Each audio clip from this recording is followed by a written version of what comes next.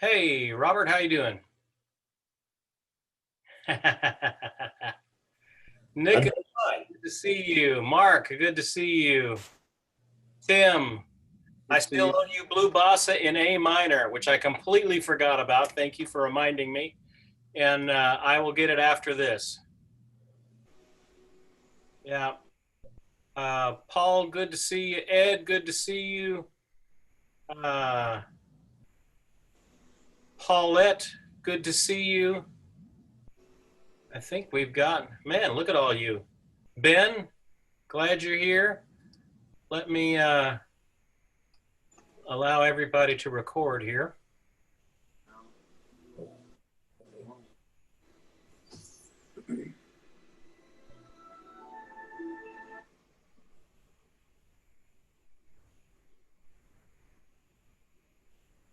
Got two more coming. Jim, good to see you. Welcome. Ed, glad you're here. Ed, I was looking at your video this morning. Paulette, let's turn you on. Ray, let's turn you on. Jim. Rich. Okay. Everybody should be able to record at this point. So if you would like to record, just go down to the lower part of your screen there. It should say pause or stop or start recording, and you can start recording from there. So how's everybody doing tonight? You guys doing all right? Good. Good. Thank you. Good. Okay. Glad you're made a few minutes to be with us as we're looking at Misty this week, which is really strange because I just finished Satin Doll a few minutes ago. So you got a good one coming up That here. goes. Doll. It'll be a good. It's got a process in YouTube for a while, so it'll hopefully before my head hits the pillow tonight, you guys will have Satin Doll in your email box there. We ran into an interesting problem. I don't know whether it was Misty or with Blue Bossa, but it would not let me process it because Belgium had a copyright claim against that song or something. I don't know, something like that. It was fine. Oh, wow. It was fine everywhere else, but it would not clear Belgium, and so we were stuck. And so finally, I had to do some fancy editing and re-upping it, and we got it worked out. So glad that worked. Did you guys enjoy Misty, our first ballad? Oh, yeah. Yeah. Yes. Good. That's a great song. Great song. Took us a different direction. It's slow. It's pretty. A little bit more time to think about chord changes and soloing and things like that. But it's one of the most lyrical ballads in the repertoire. So I was glad that worked out to be able to do it. Again, if you guys want to, let me get the chat going here. If you do want to chat in a question, just type it in and I'll see it on this end if y'all want to do that. So, wow, I got to get my head back into Misty. I've been in Satin Doll all week long. Okay, Misty, we went through and we got the melody part of it there in E flat. It has such a wide melody. Man, the range for this melody is huge for a melody. We get down from low G almost 2 octaves to a high F. So it is a lot of range that you have to work through on that. So because of that, we don't put it in 2 different places. We just leave it right where it's at. It's written in the lower octave, but if you're in the written octave, but we just put I don't even bother writing it out in the lower octave. Do I? I don't even think I did. No, I think I just wrote it in the upper octave. Because that's kind of where everybody plays it at, is that. There you go. Tim is mentioning the fingerstyle guitar gathering in October. We do have the fingerstyle guitar gathering in October. It is tenuously hanging on by a thread at this point. I am working with the facility on that, and it's getting tricky. I must admit, kids, it's getting tricky. Hard to do that. Clive Carroll, our one artist, can't get out of the UK to fly here, and I just heard that Antoine Dufour from Canada can't get here from Canada. So we are trying to make arrangements and have things work out. So at this point, lots of things are still being worked out at that point. Let's let Ron in here. Speaking of Canada people. All right, Misty, any questions about the melody? Any questions about the melody? You guys are all quiet. You know, my Saturday group, they talk. I can't get That's because it's Saturday. Everybody's tired. We've all had a hard day at work. Man, last thing we'll have to sit in another Zoom meeting, I'm sure.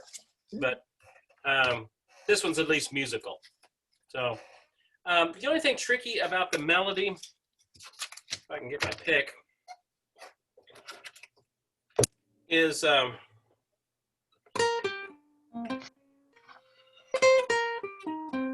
you're pretty much safe and sound here in the 5th and 6th position. Okay.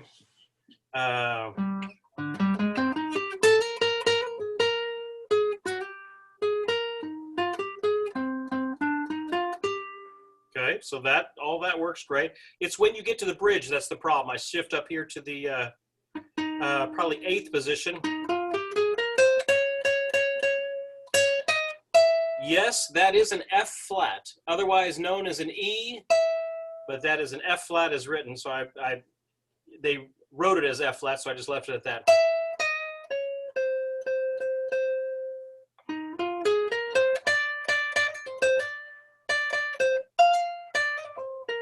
Yeah, you get into some ledger lines when you do it up an octave there. And then we come back down and do the melody like that. Let me also mention, I know we talked about with the Saturday group, I just want to make sure I covered it with you guys as well. At the bottom of page 3, where it says DS Alfine, I think we've talked about this, but I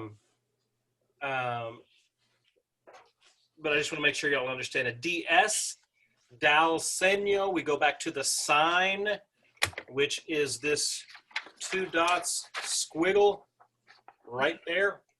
That's the sign. So at the end of this song, we jump back to that. Then it says DS al fine. So we read it all the way through until we get to fine. Now, here's a question that I didn't get to answer in the video on Misty. Here's the gig. When you're on a DS or a DC, you've done all the first endings and second endings, but now you're on the DS repeat. When I'm on that repeat, it is customary in music, in all music, that I don't take the first and second endings again. I just take whatever the last ending is. So when I repeat back, when I get all the way done, I've done the first ending and second ending, I do the bridge, I come in here to the DS, okay, and I come back. It is customary in music to always do the last ending. So I don't go and take that first ending again. The first ending is only good the first time you go through it. Now, in a piece like this is a typical AABA form. I would play that same form all the way through the solos and all the way through the melody lines and all of that stuff.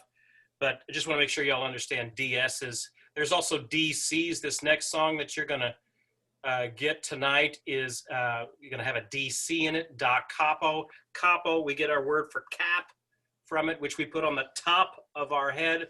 So DC means you go all the way back to the beginning, the top of the song. When you see that tonight on Satin Doll.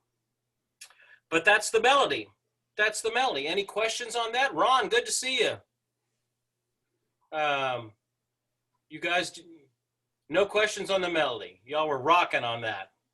Okay. All right. Let's go to the basic chords then. Basic chords. Robert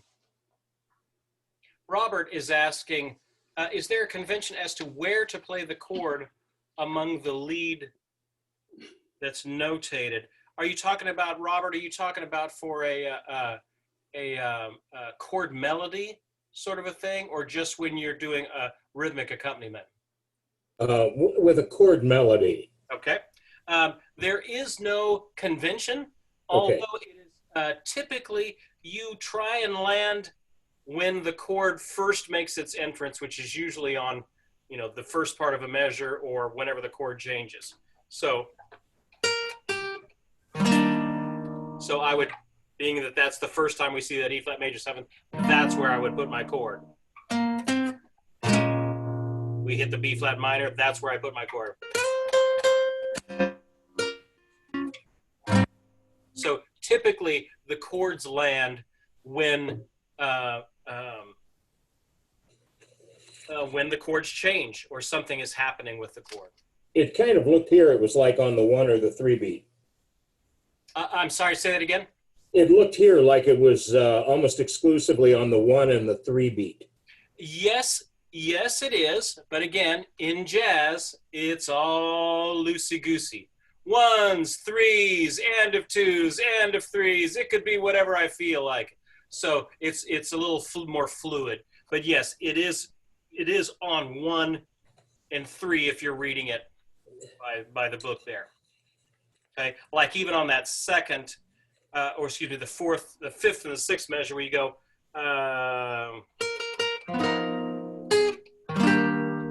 2, 3, 1, 2, 3, 1 and 3. It's when those change, and so that's when I put it there.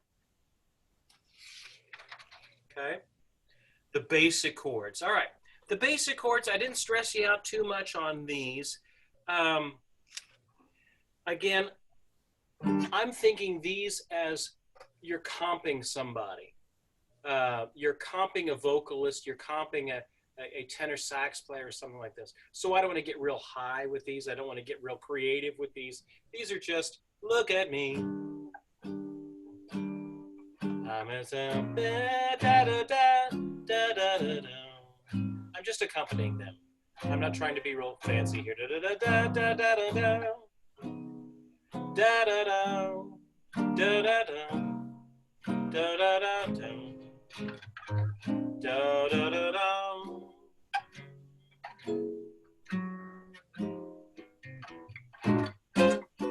That sort of a thing. Okay. Let me also mention one in the 4th bar. Okay, let me teach you something. You're here, I'm here. We might as well learn something, huh? Okay, E flat major 7th in bar 1. Well, that's the 1. Okay. B flat minor to E flat, well, that's the 2, 5 going to the 4, okay? Okay, so there's the 4. So this is the 2, 5 going to the 4. Okay, so all this is fairly normal, but what in the world is this A flat minor, D flat 9 doing there? Okay, all right, here's the deal. When you see a 4 chord, but it's minor, in jazz, and in other styles too, but typically when you see a minor 4 like that in a major song, that is like a variation. It's like think of it as a variation of the 4. So this is still a 4, but we varied it a little bit. Okay, and that minor 4 gets a very bittersweet quality to it. Like if I'm in the key of G, there's a C, that's the 4 major. Listen to the difference when I do the 4 minor. Okay, the 4 minor, oh, tugs it really differently, gives a bittersweet sort of a tug to it. If you want to pull on somebody's emotions, you throw a minor 4 at them.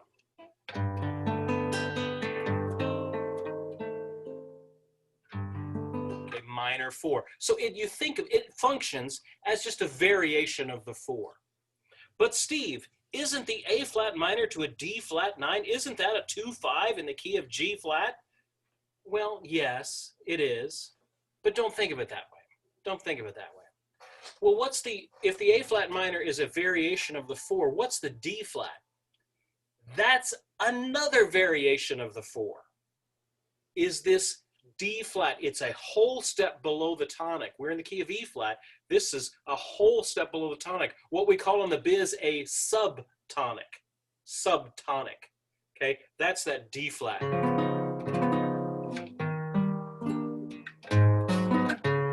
So those two chords, the A flat minor and the D flat 9, those are both variations of the 4 chord.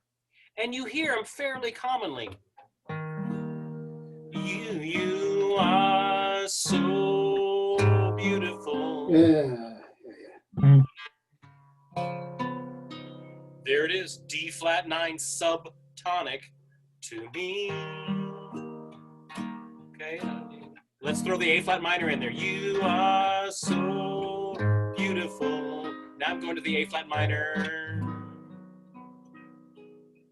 to me. So it has a lot of the same notes, it just tugs it a different way. So that's what that D flat 9 is.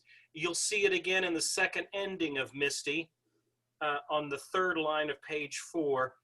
Again, just kind of a variation. Okay, so you'll hear that in Beatles songs, you'll hear that in jazz quite often. Just kind of understand what that is.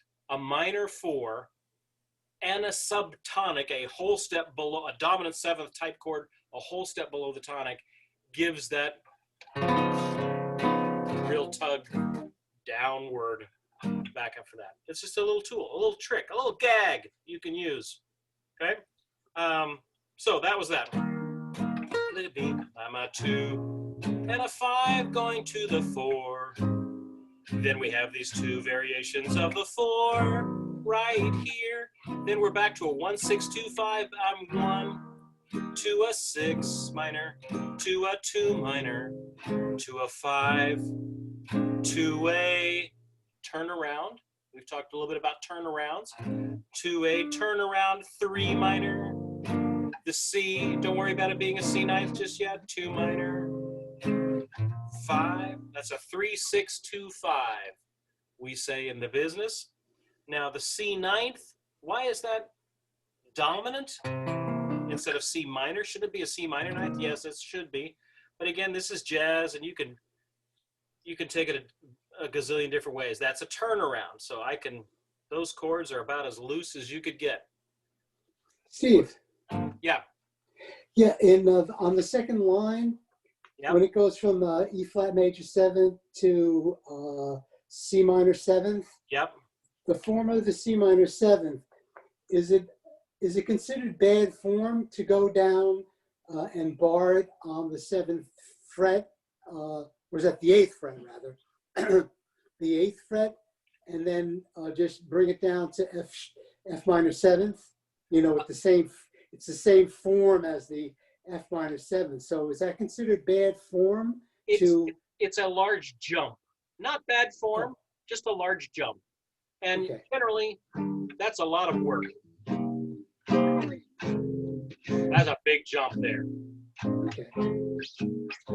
So we try to avoid, if I was going to do that C minor, then I would probably play this F minor and this B flat then. So just to kind of in a general neighborhood of each other. All right, that's not bad form at all. It's exactly the same thing as with the others. It just jumps me way down here. And in general, if I have a choice to avoid a big jump, I will try and avoid a big jump. Yeah.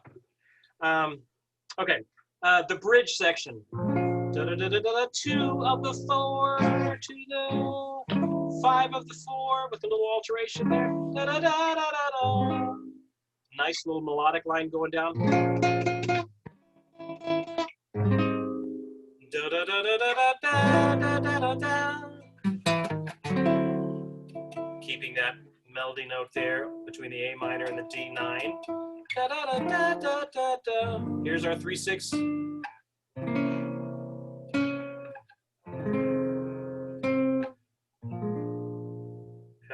just, shouldn't that be a C9? It was a C9 earlier, now it's a C7 flat 9. It's jazz. You want a C7 sharp 9? Sounds the same. What about a C7, what about a G minor to a C7 sharp 9, then a flat 9? That'll really throw it off. No. What if I did a B flat? Here's the illustrator will throw it off. The whole wheels will fall off if I do a B flat sharp 9 to a flat 9. That, the whole, will break the internet on that one.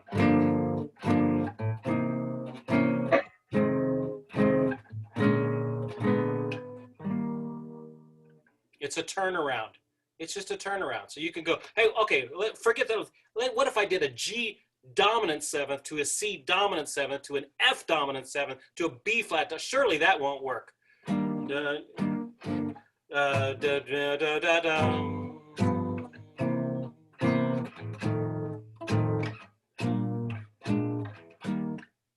It's a turnaround.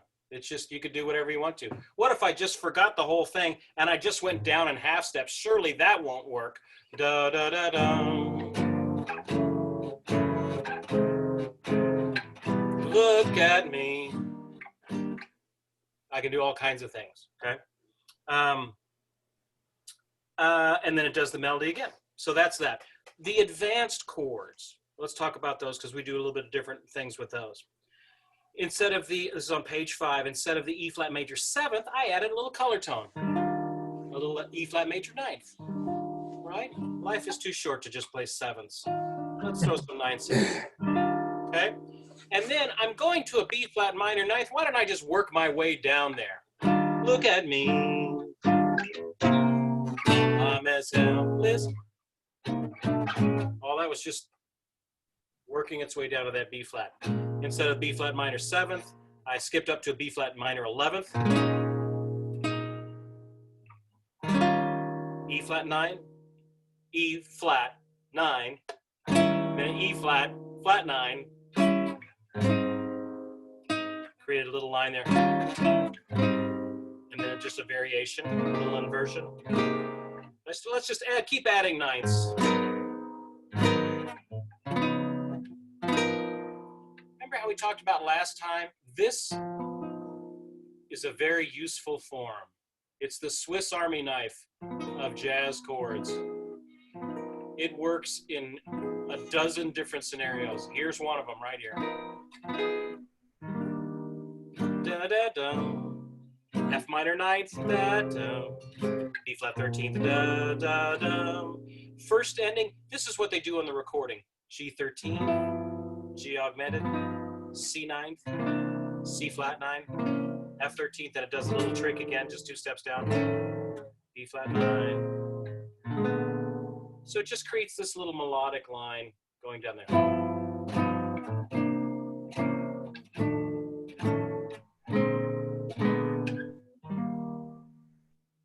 It's jazz. That's one of the, I wanted to include that because that's how it is on the recording. Okay. If you look down the bridge, it starts off normal.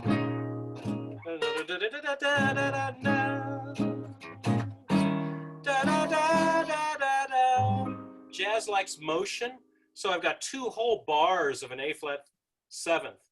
I don't want to just sit there. That's boring. It's boring. So I want to try and move. This one, I moved the 5th.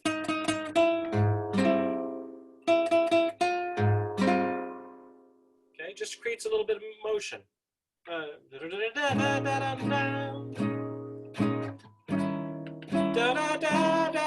Here's my motion.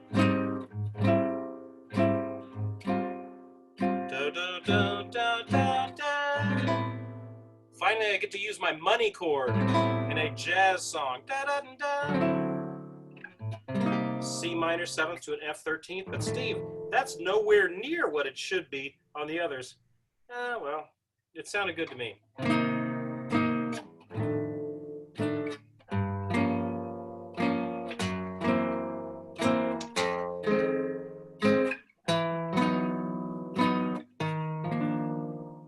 Okay, so let's talk about what happened right there. This is the last two bars online on page 5. This is the turnaround again, so I've got flexibility to do what I want to do. Instead of the minor 7th, I did a minor 7th, or did a minor 7 flat 5, just to tug it a little bit differently. Jazz is all about tugging these notes different ways.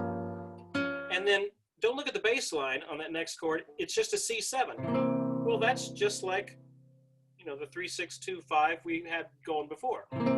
Okay, but I have the G flat in the bass, just to keep my little bass line going. G, G flat, F, E natural. Okay, a C7 with a G flat in the bass. This is a tritone substitution. Tritone substitution. We could do a whole show on a tritone substitution. But basically, all it is it's the 5 with this half step above the root on it. F minor. And then instead of going to the B flat, I went a half step above my target chord. My target chord's an E flat major 7th. I did it a half step above it, just approach it from the top. And listen how musical that sounds.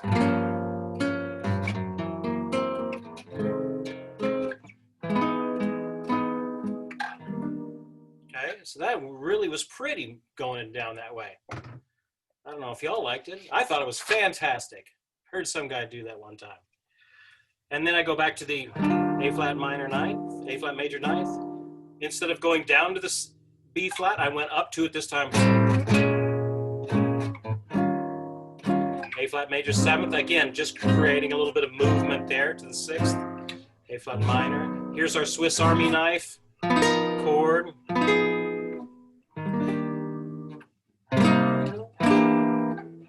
That E diminished is just, remember we talked about how diminished chords just lead up, half step up to the target chord. F minor 7th, D diminished, going to the E flat 6th.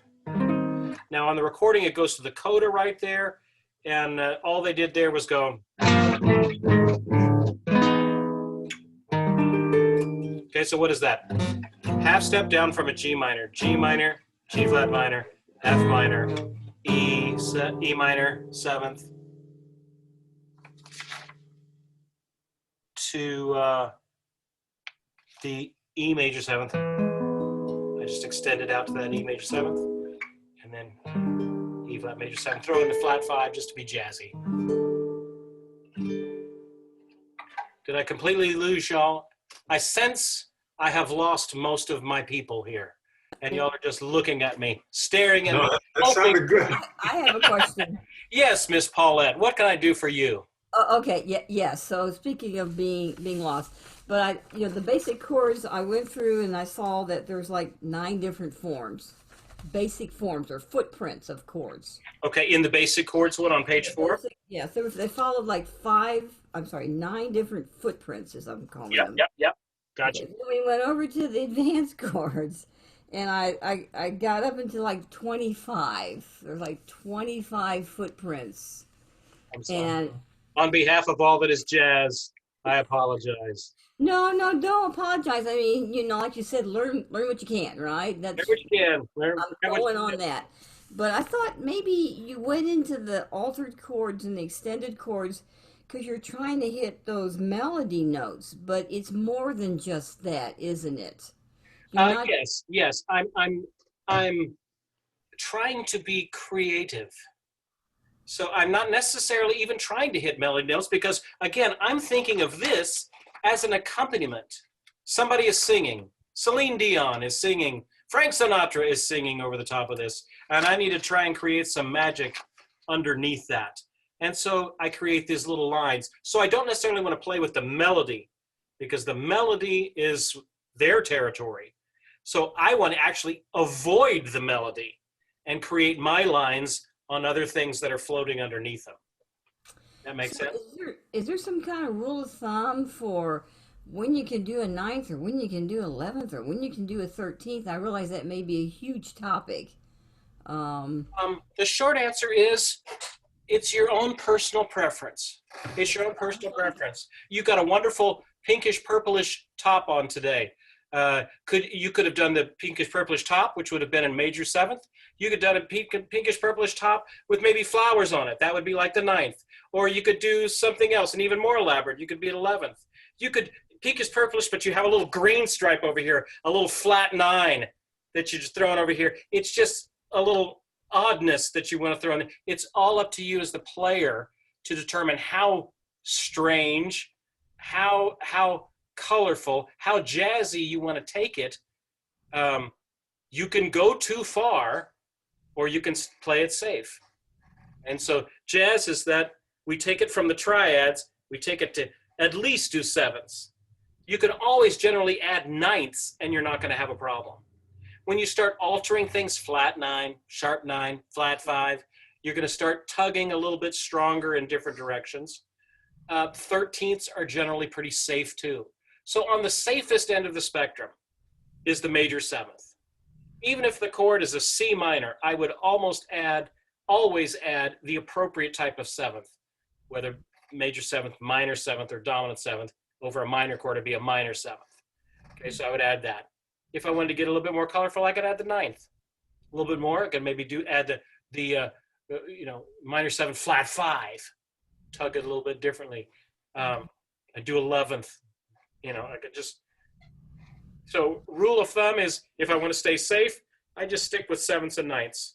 If I want to get a little bit more colorful, I go 13ths and augmenteds and sharp 9, flat 9s and things like that. If I want to get a little further out, I start doing these other tricks of, where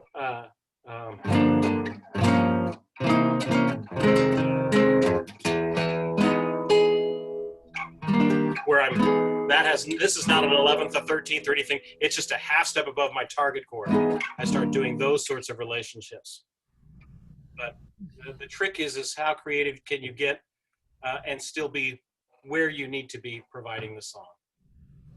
Okay, but it helps to know that a 9th is going to sound like this, and a 13th is going to sound like that. Yeah. So generally a 9th and a 13th are pretty safe. Those are pretty safe. You can pretty much throw those in on any sort of dominant sounding chord. Yeah. And on dominance particularly, anything 7th, 9th, 11th, 13th, those you could pretty much add the kitchen sink to it and be fine. On a major 7th, you could pretty much go maybe a major 9th, maybe a major 13th, but that's about all the options you have. Maybe you could do a sharp 5, but that's about it. Okay. Minor 7th, you could do a minor 9th, you could do a minor 11th, and that's about as far as you want to go. Minor 7 flat 5, maybe. That's about it. No 13th. You definitely wouldn't want to throw a 13th in there on a minor chord. It would just get too far out. You're too far out in the solar system on that one. So, but on a dominant chord, you can throw anything at it. So dominance is where we really start playing around, is when we get to dominant chords. Okay. Cool. The lick of the week.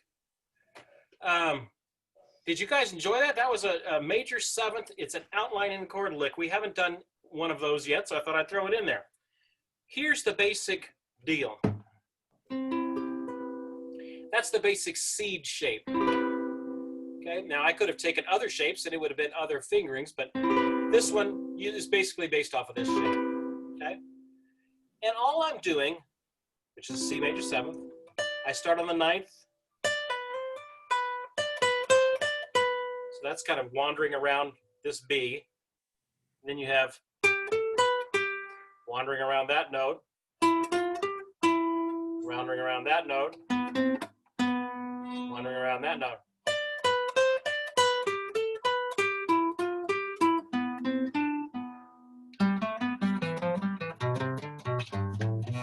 I mean, you can just keep going with it in every direction. Okay. Now, oh my goodness, that sounds so magical. All that's going on in my head is I'm just wrapping notes around this chord.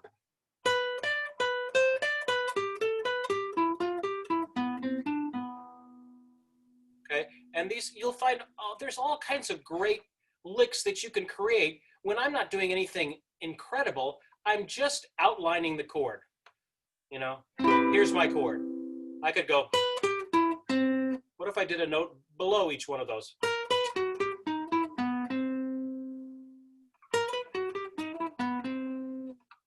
What if I did,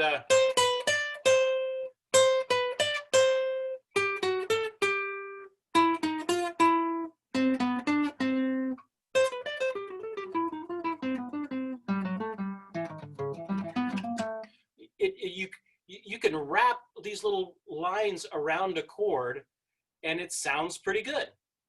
What if I did a minor chord? What if I did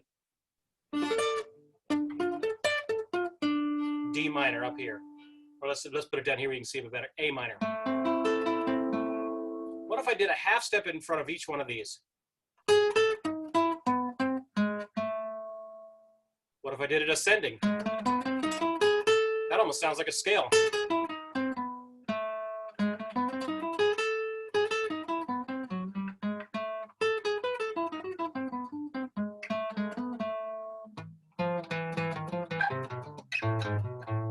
You can create this much, much larger line when all you're doing is really wrapping notes around a chord. That's all that this is. So it takes a major 7th form, puts it in a guitar-friendly fingering. You can even add little hammer-ons and pull-offs. Little awkwardness here going from the 3rd finger to the 3rd finger. That's a little bit awkward there. Yeah, that's what I was going to ask you about. Do you roll that finger over, or do you just kind of move? Yeah, I'm rolling it. I don't have time to go up and down with it, so I'm just rolling it.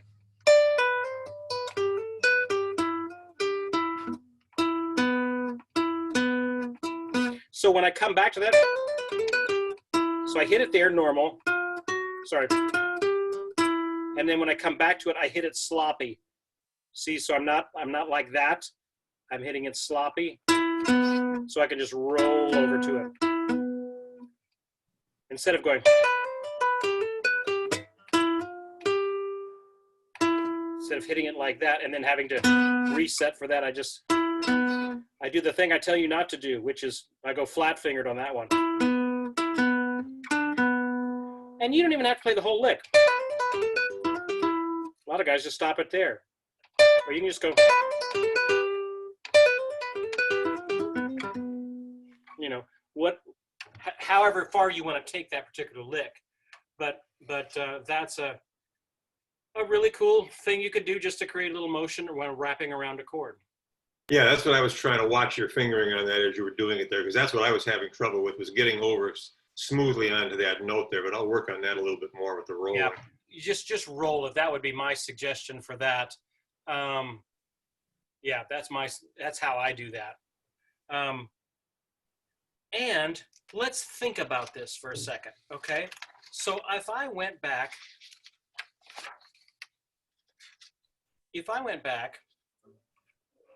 look at me, or look at me. Okay, this first E flat major 7th, I could do my fancy dancy lick. Look at me. I'm as hell. Okay, wait a minute. B flat minor, each minor has a major, each major has a minor. So a B flat minor is also a D flat major, if you want to think of it that way. So I could do that lick again in D flat major and it would still work. Look at me,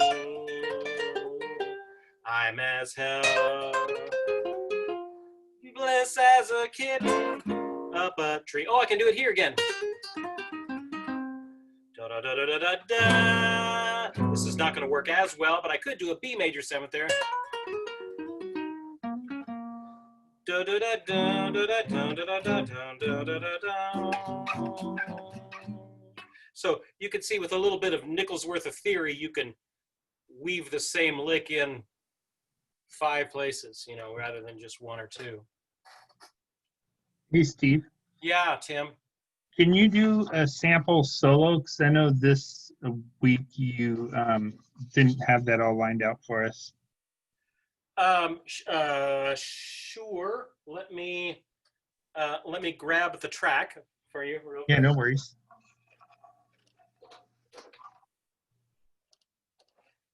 And let me load the track. Give me a second here.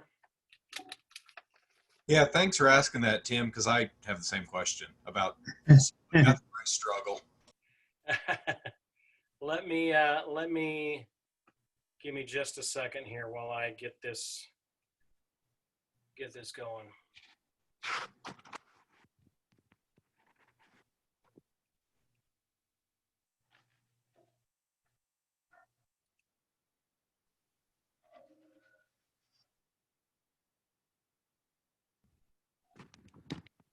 Okay, it's coming. It's thinking. Nope. No worries. We have our top people working on it. Here we go. 2, 1, 2. Can you hear that okay? Mm-hmm.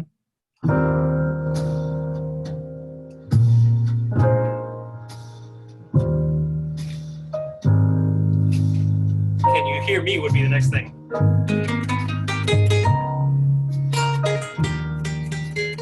You can never go wrong by staying close to the melody.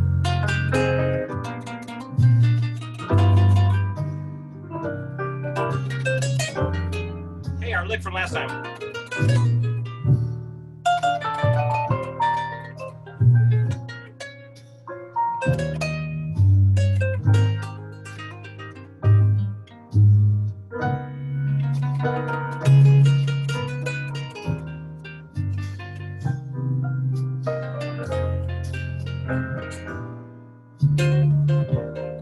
Hey, that's our lick from the other thing. Ooh, let me pause that. Hey, remember that from the Blue Bossa? Every minor has a major, every major has a minor. I was on the E flat major and I threw in my C minor lick. Gave it a little bluesiness. All right, sorry.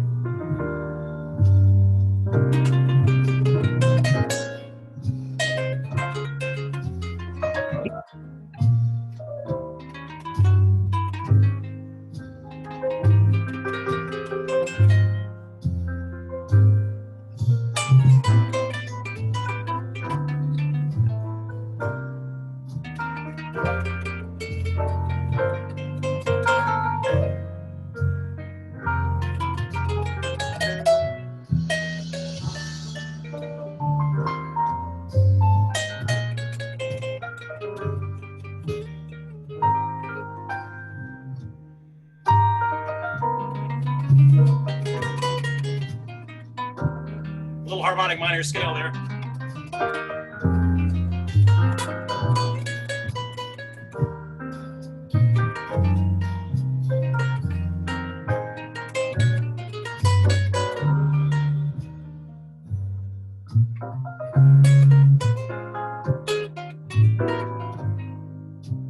What if I did thirds for a while? Thirds.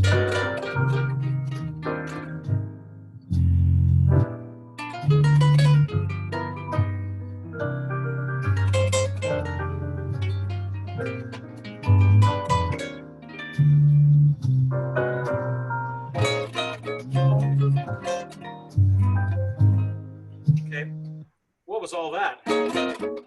Hey, when I don't know what to do, I can play fourth chords.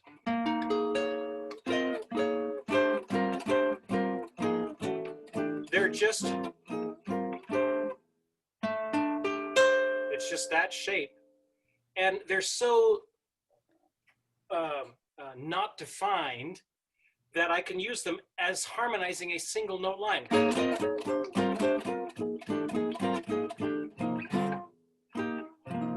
You ever hear George Benson? He would do all these lines like, and he's harmonizing in fourths and fifths. That's the same concept. It's just moving in parallel motion. Were y'all the group that I talked about with parallel motion? It was one of the groups. We talked about parallel motion.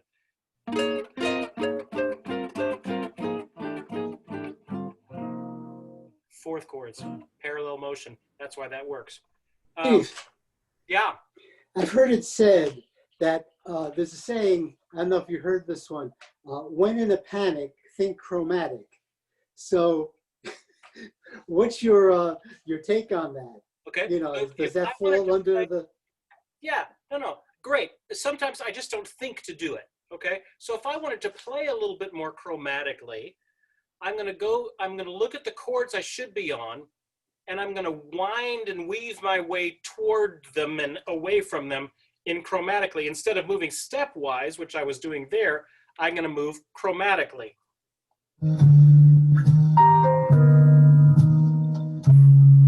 Okay. Okay, that's where we are in the song. Okay, now we're coming up to the bridge. So I'm going to start moving chromatically. Hey, let's do that half step under.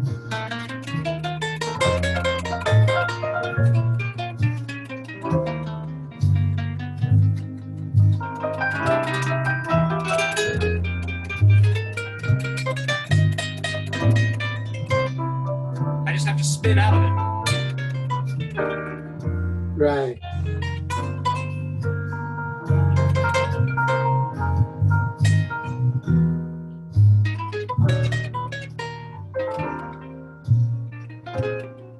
Ah.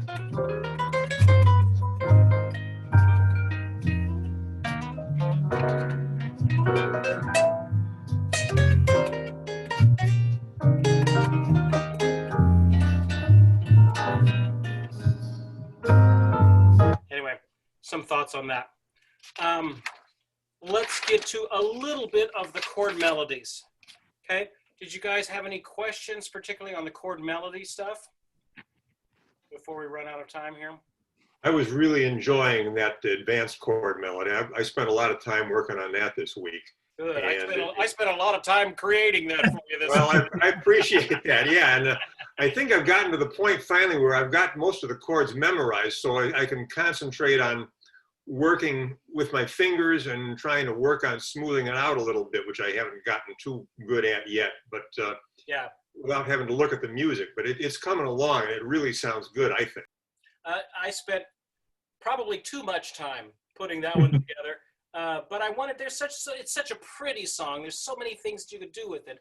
I wanted to throw in a few niceties to it, you know. And this is, I can't take credit for all of this. This is an arrangement that my old guitar teacher, Johnny Frisco, gave me. That flat 9 again, tugging down, making it a major 9th rather than this, rather than a major 7th. No sense in the world why this E flat 7 should work there. I don't know. I don't know why it works. It works though. Yeah, it does work. Occasionally, not every chord you're going to come across has a theoretical explanation that you can easily come to with it. You're just going to come across some that don't. And you just got to put those on the shelf and go, well, okay, it just is what it is. Don't go changing. What is that? What is a B minor 6th doing in the middle of that song? Leading to a 4 in G. And this is in D. Don't go changing. Then it goes to the 4. In no universe does a B minor 6th go to a 4. And yet it works perfectly in that situation. So you're going to find anomalies like that every now and then. So you just kind of work around it. Back to Misty. Our utility knife chord there. Right up the arpeggio.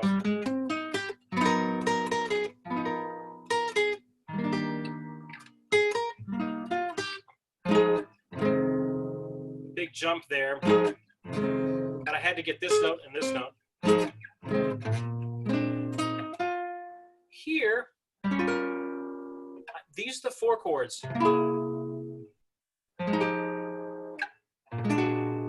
Those are the 4 chords, but I'm going to lead, but before each one of those, I'm going to add a half step before it.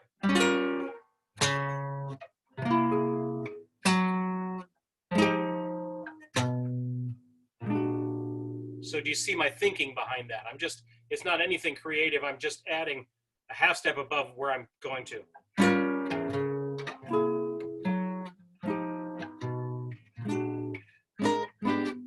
And then it goes from there. Oh, look at this chord at the second ending, top of page 12. That's a great lick. That's a great lick, kids. Learn that one. You can put that in the end of everything. Anything you want to.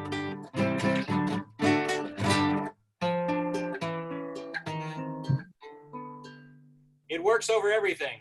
What if I'm in E? No problem. But here I'm in E flat.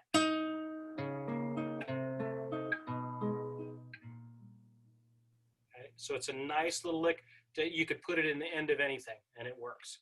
Okay. Yeah, and that E major 7th at the end, right at the end of the song there before you go to the 9th there, that is a hand stretcher. Oh man, come on. So what I'm doing there, I finish off with that lick. And just to extend it a little bit more, to hold off that resolution a little bit more, I knew I wanted to keep that as the melody tone. I could have just as easily done this one. Could have done E flat major 7th up there, but I just thought it sounded better. A little low and growly down there. And then you end up on the E flat major 9th. Now, in 1 minute or less, let me show you what's happening on the bridge. The bridge, I like movement. Jazz likes movement, okay? If you can't move the top line, move some other line. Move an inner line. So the bridge here on, well, let me back it up. On the basic version, the easy chord melody on the bridge, this would be the top of page 10. I have that same B flat minor, but I'm just going to move this, the B flat down to the B flat minor major 7th. It's a B flat minor chord with a major 7th on it, and the B flat minor 7th. That's a little trick you could do on any minor chords. That sound familiar? What about this one? What about this? Or maybe. It's all the same thing. It's a little trick you can, little gag you can do on minor chords. Okay? Here I put it in there.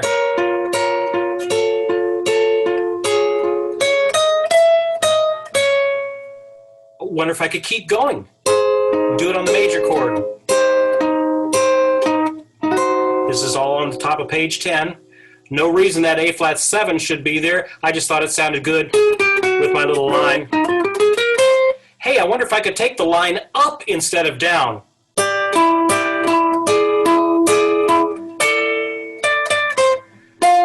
Whatever it is, the lines are. Sorry.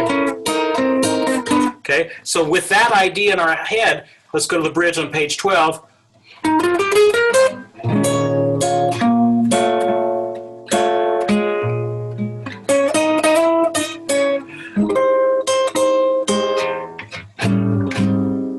Little micro resolution there again. I like movement. I could have easily just done a 2-5-1 there. Would have been the same thing.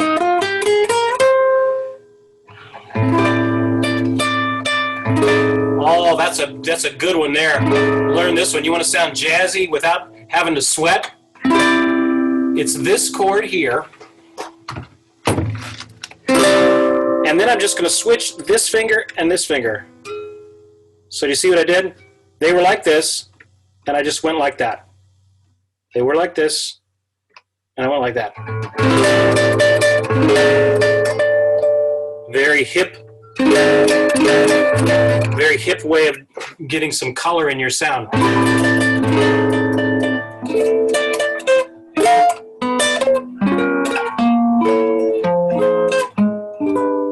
Oh, is there a way that I could extend the resolution?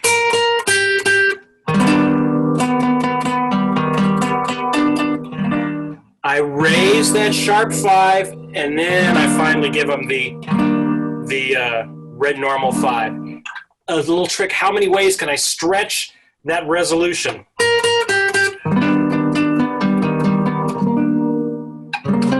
then I'm back to it. I go up the tri, but I do it in thirds.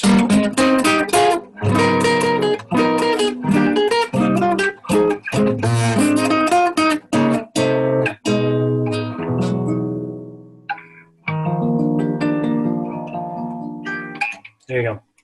Just some tricks there. Any last minute thoughts, questions? What a pretty tune. Satin Doll, I won't kill you as much as I did on this one. This one I gave you so much stuff, so I'm sorry. Grab what you can. Forget about the rest. Save it for another day. But the Satin Doll will be a little bit easier to grab. We got into the deep end of the pool on this one. So, but there It's you a go. great song. Oh, beautiful song. Beautiful song. Thanks. I love this one. This has been a lot of fun. Good, good, good. Hey, guys, if y'all want to, next month, we're going to be doing it again. And we're doing All the Things You Are, Girl from Ipanema, Darn That Dream, I think, and maybe Take the A Train or Don't Get Around Much Anymore. I haven't decided on that. But if you're interested, I wanted to give you all the first shot at the spots before we open it up for everybody this coming weekend. So if you're interested, sign up and go from there, and we'll be on for another month. More fun. I'm already signed up. Yeah. Me too. Wonderful. Wonderful. Appreciate Might throw it. autumn leaves in there. What's that? Said you might throw autumn leaves in there. I like that one. Oh, yeah. That. You took the words out of my mouth there, Mark. Yeah. There you go. Hey, if you're not on our Facebook page, I invite you to be on it. A lot of good stuff happening there on the Facebook page with the Facebook group. Appreciate you guys. If y'all need to send me a video, I know some of y'all have, and I haven't gotten to it. I'll try and get to those tonight and send them back to you. So thank you, guys. We will let in the next group and see you guys. And I should have Satin Doll to you tonight. So we'll learn another one. All right. So good. Take care, guys. We'll see you. All right. Bye. Thank you, Steve. Bye, Steve. Thank you. Bye, You everybody. bet.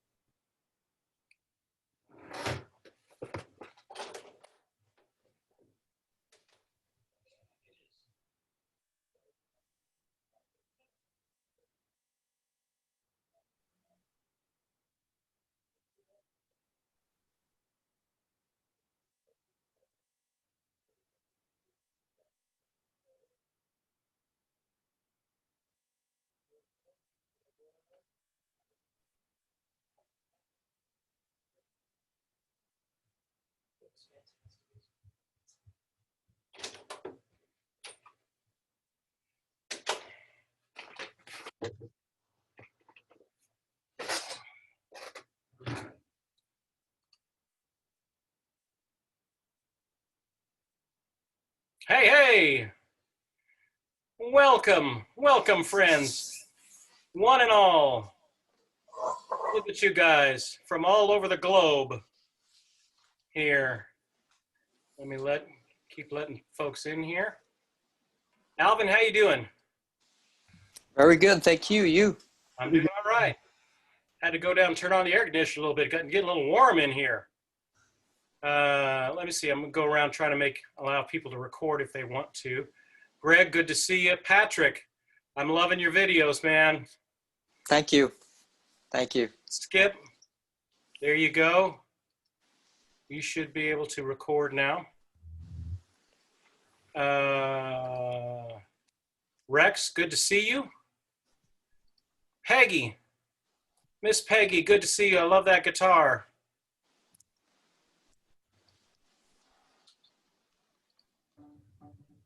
Okay, I think I got most everybody. A couple more folks coming in. Oh, and I like your Godin there, Patrick. Come on. There you go. William, good to see you. All right. Let me make sure you can record if you need to. All right. All right. Hey, did you enjoy Misty? It was Misty this week.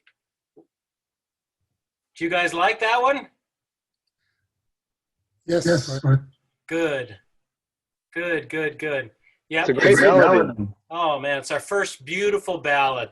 First beautiful ballad. I threw a bunch of stuff at you in this one. I'm sorry. I know that was big. I'm almost done with Satin Doll, which I should be able to get to you tonight. That'll be the last one of this month's one.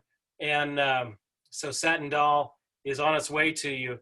But yeah, I got a little creative on Misty. So I apologize. I'm sorry, not sorry on that one. We wanted to, I'm glad we got into covered some good ground on that one. So I'm glad we got there. So let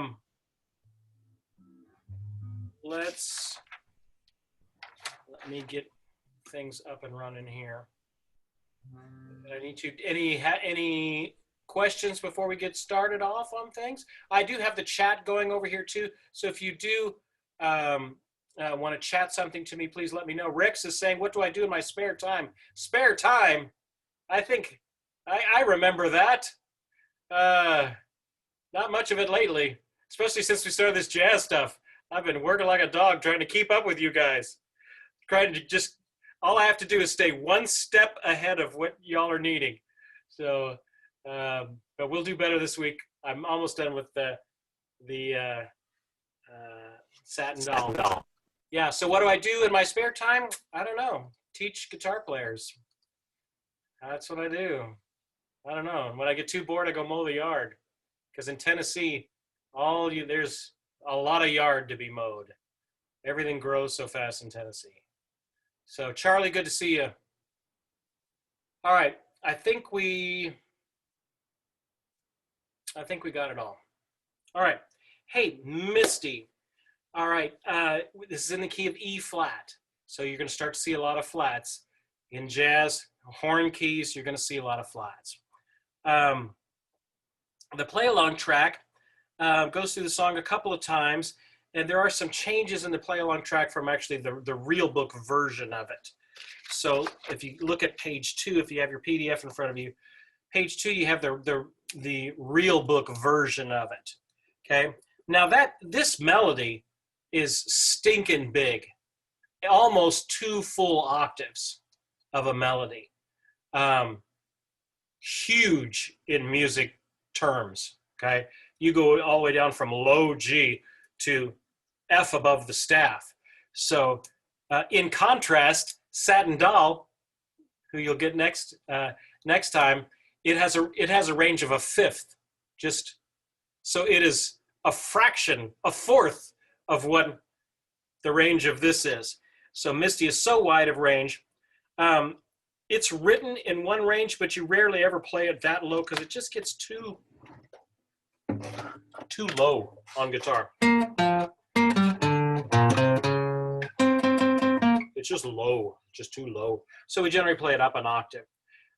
So that's why I wrote it up an octave there. Primarily played up here in the 8th position, or excuse me, 6th position starting.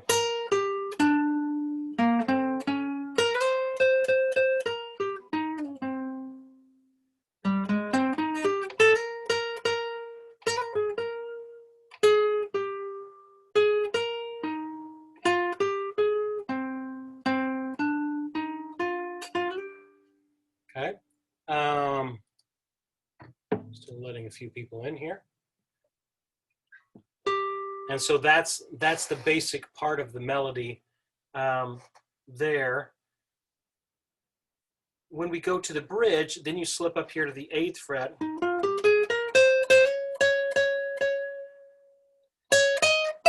Yes, that is an F flat, otherwise known as an E natural in most circles, but it was written as an F flat, so I thought I would not confuse you and just keep it as written. Yes, when you're reading page 3, the melody in the tab, there's a lot of ledger lines there. A lot of ledger lines there. Sorry about that. It just, when you get that high, there just starts to be a lot of ledger lines.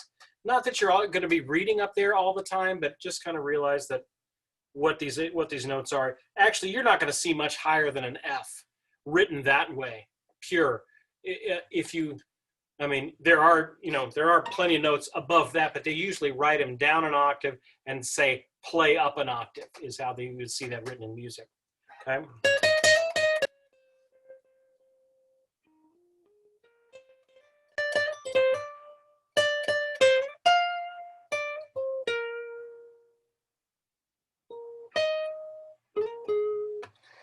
And then we talked about it with the other groups. I just want to make sure that y'all understand as well. At the end of page 3, you'll see DS al fine. Okay. Remember what that is I read through the song. I do the first ending. I jump back to the beginning, read through it again. I do the second ending. I keep on going. Get to the end here. It says DS al fine right there. DS dal segno, which means I go back to where I see the sign, which is that little squiggle with 2 dots right there. So I would jump back to there. And then I didn't say this last time, but let me clarify this. In music, in all music, orchestral music, written music, everything, on a DS, when I'm on a DS repeat, I don't go back and play the first and I don't go back and play earlier repeats. So when I'm on a DS, once we get to here, I'm a DS, I'm back to here. I do not play the first ending, okay? That's just customary. In music, you immediately go to the last ending, whatever the last ending would be. In this sense, it would be the third ending right here. And then there's our word fine right there. So we'd stop right there. Everybody kind of see how that works? There's DS's, and then in Satin Doll, which is where you're going, there's a DC. DC, instead of going to DS, the sign, we go to DC da capo. Capo, we get our word cap from it. Cap goes on the top of our head. So we go back to the top when you see a DC. So which is you're gonna see a DC on the next song. So a little bit about how music, reading the roadmap of music. Okay. Any questions on the melody and the tab? Yeah. I have a question. Yeah, Skip. So my question is about your hand position moving from the chorus to the bridge, because, you know, I have to look and I'm not trying to do that, but do you move on that first E flat? Do you move up to the 8th position on that first E flat? Or I don't do you know. Let me see. I mean, or do you play the E flat with your pinky and I'm probably playing that with my pinky, and then the next E flat, I play with my first finger. okay, all right. That's right.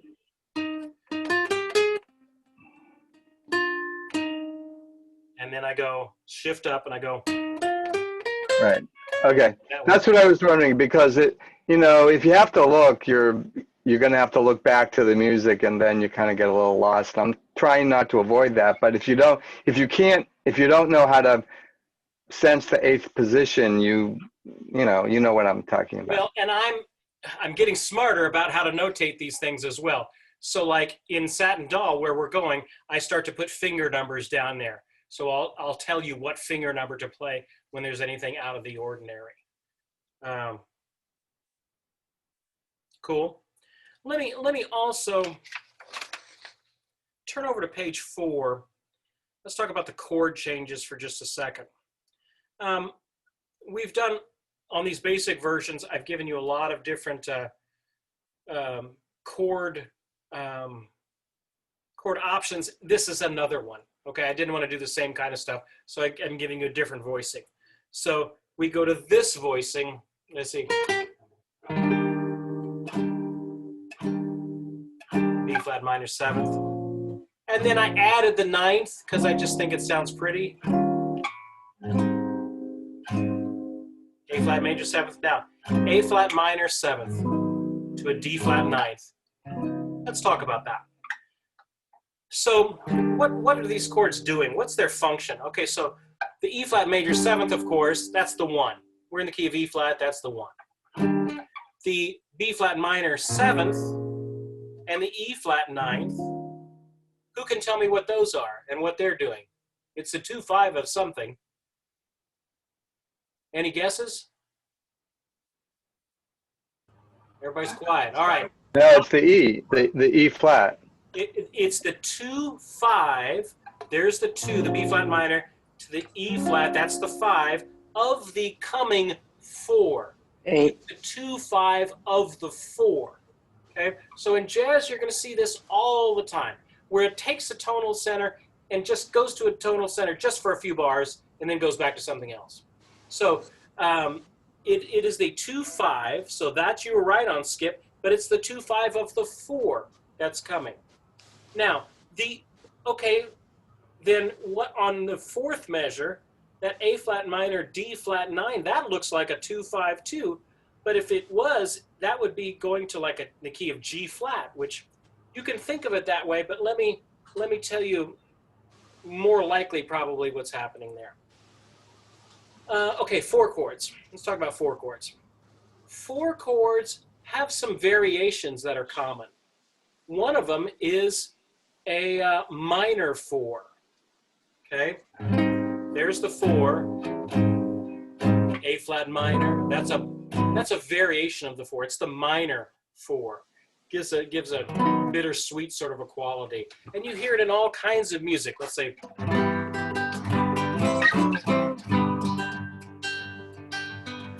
I'm in the key of G here. Here's the C major, 4 major, nothing unusual. What if I did a 4 minor? Very bittersweet, kind of a tugging quality to the tone. If I want to create a little bit of sense of emotion in a music, I throw that minor 4 as a variation of the 4. Okay, so do you see what's happening there? So that explains the A flat minor, but what about the D flat 9? Okay, that is yet another variation of the 4 chord. So just hang on to your theory hats and just let me ramble for a few seconds. Okay, in the key of E flat, which is what we're in, okay, the D flat would actually be a whole step below the tonic. The tonic being E flat, so D flat would be a whole step below. In the biz, we call that a subtonic. Subtonic. It's not the tonic, the E flat. It's a whole step down and then back up again. Now you hear that progression all the time. You don't even bat an eye at it. You are so beautiful.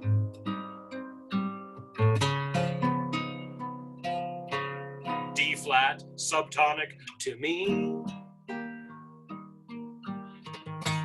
You are so 4 beautiful. D flat, maybe even a D flat 13 to me. So you hear that variation all the time. That's what's happening there. So you're going, look at me, I'm as helpless as a kitten up a 4, A flat major 7th. Then I do the variation of the 4, and then I do another variation of the 4.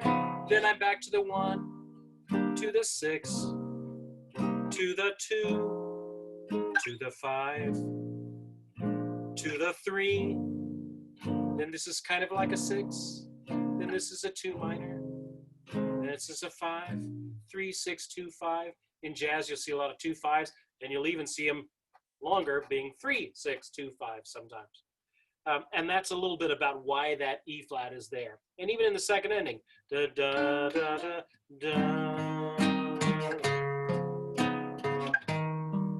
Same thing. It's just a variation of the 4. Da da da da da da da. 2 of the 4. Bridge. Da da da da. 5 of the 4 to the 4. Now here it changes tonal centers to a little bit, almost to the key of G. This would be like the 2 in the key of G. This would be the 5 in the key of G. A little F to get us back. Our 3, 6, 2, 5 variation there. And then I'm back to the 1. Okay, so that's a little bit about what's happening there harmonically. Do you guys get that? Yeah, Lauren. Thank you, Steve. So I'm just curious. So you're saying that the B flat minor 7 is the 2 of the 5, or 2 of the 4. Pardon me, the 2 of the 4, And we want to look at it that way in jazz, instead of just looking at it as, you know, substituting a minor for the 5 major, right? I mean, Yes. and that's just the surefire way to always look at that. Well, it's going. You have to look at where it's going. So it's sometimes it gets tough to analyze things as a snapshot picture of what it is. Because if I just looked at that B flat minor, I would go, well, what in the world is that? But it's only when I see that it's followed by a dominant 7th E flat, and then eventually followed up by the A flat, that you go, oh, okay, I get it. It's the 2 of the 4 going to the 5 of the 4 going to the 4. Okay, so I didn't know that because I was a genius. I knew that because I looked at where it's going. Sometimes you can't look at a chord just at that one moment. You have to kind of see kind of where it's going to understand what's happening there. So looking at the A flat major 7 as the target chord, in a sense, just trying to understand this, is how you achieve calling it the 2 of the 4. Yes. Thank you. All right. That's exactly right. As soon as I saw the minor 7th, I go, I wonder why that's there. But as soon as I saw the minor 7th followed by a dominant 7th, oh, hey, this is starting to smell like a 2-5, people. And then once it resolves to a major 7th, bing, it gave up the answer. 2, 5 to the 4. Yeah. I appreciate it. Thank you. There you go. Now, sometimes in life, not every chord you're going to be able to solve. It just doesn't, and not especially in jazz and even pop stuff, other too. Here, how about this? Don't go changing. Whatever. Okay. What on earth is a B minor 6th doing approaching the 4, which would be a G in that key of D? Don't go changing. In no universe does a B minor 6th go to a G major 7. And yet, it works beautifully, doesn't it? Don't go changing. Whatever the words are. Okay? So occasionally you're going to find a chord that just doesn't fit the rules, but it works anyway. It's jazz. That'll happen. Can I ask you a question, Steve? Yes, please. You're playing. Oh, Alvin. Yeah, good to see you. You're playing the F minor 7 up here and the B minor 7, B7 there. Is that preferable to playing it down here? It is not preferable. It's just choices that you have to make. This F minor and this B flat are just as valid as this one. Just as valid. Okay. Now, why did I choose this one? Well, I was kind of in that area of the neck, probably. So I was just closer to there. But I could have easily gone.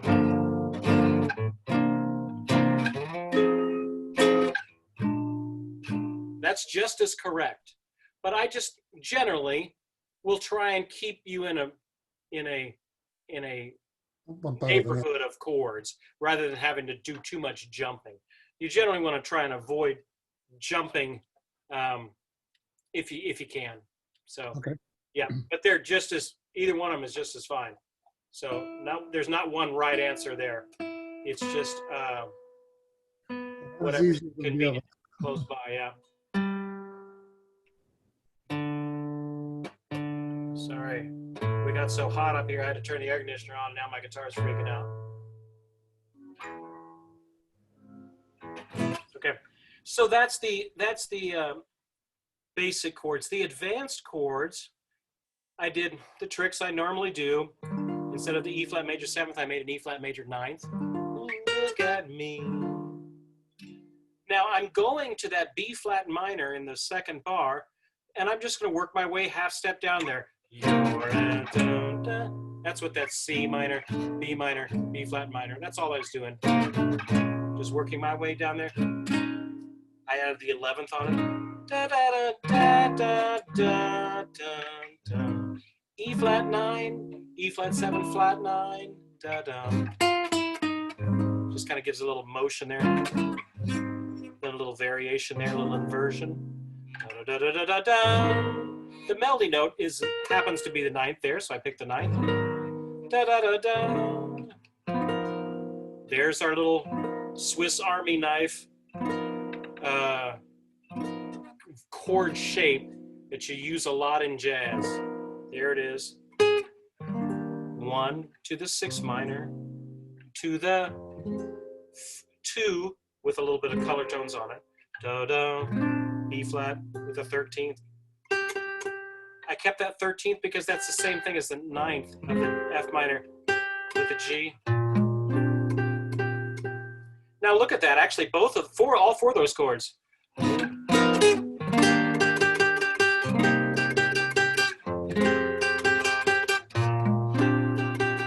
All of that have the same little melody note at the top. And then this first ending nonsense, what's happening there, this is just what they do on the recording. And it's just a little inner line.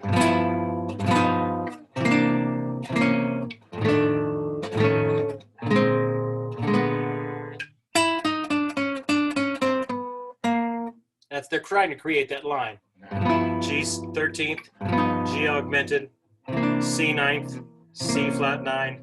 Then they do the same trick again, F 13th, F augmented, B flat 9, B flat, B 7 flat 9. And that ends us back on that. Okay. So let's skip down to the bridge. Da, da, da, da, da, da, da, da, da, da. Add the 11th there just for fun. Da, da, da, da. Flat 9. Da, da, da, da. Now in jazz, we like movement. We like movement. Movement's a good thing. Who wants to sit here for 8 bars? Getting old. This is way too long. So you just have to do something with it. On the recording, they do this. I'm just taking that 5th note.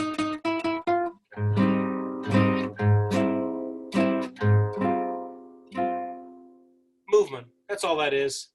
If you try and harmonically analyze that, oh my goodness, what is that major 7 sharp 5? What does that have to do? You're missing the whole point. It's just a movement.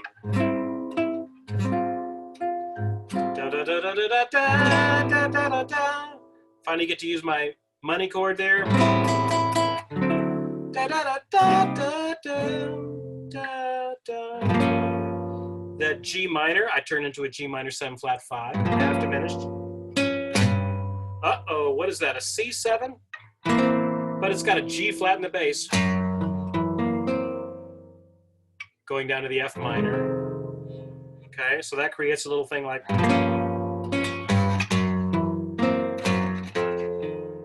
a very melodic way to get there.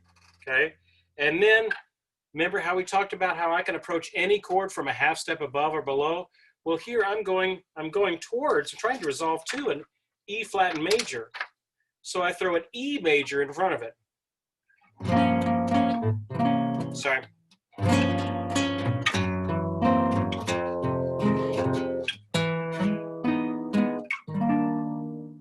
Okay, so it sounds very exotic. And then I just wind it down to the E flat major on that.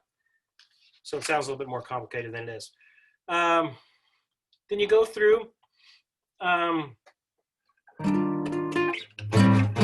instead of approaching that B flat from above, I just approached it from underneath this time. A little bit of motion there. Our D flat 13, Swiss Army knife of chords. Here's the 6, and then I slip a little diminished going up to the 2, a little diminished going to the E flat. Okay. Now on the recording, they do this little ending.